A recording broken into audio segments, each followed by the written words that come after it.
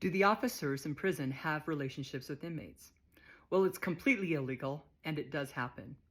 So, in my experience, I was in a female institution and I didn't see it, but I was kind of out of that loop. But I talked to the girls, and especially the ones that had served a lot of time. They would crush on officers, and some of them had relationships, and they wouldn't tell on them because even the officers would bring contraband in, right?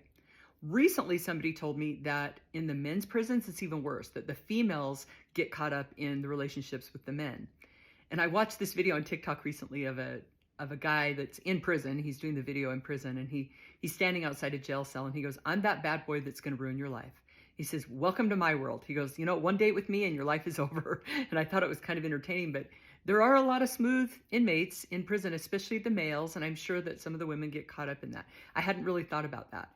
I was at the Dublin, California prison that's been shut down for inappropriate relationships with officers and inmates, and I actually had to testify and will be testifying again in September.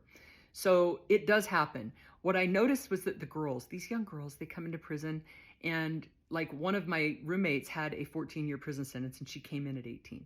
Of course she's going to crush on the officers. Like, for her, that's the only male attention or connection that she's had or going to have. She's locked up for a long time, and it's the officer's responsibility never to go there. Now, I have seen some pretty inappropriate behavior on the female side, right? Like, the male officers have to go through and count all the women, and so the women can strategically not be dressed, which is totally, I think, against the rules, and probably you get a shot for it, but those things happen.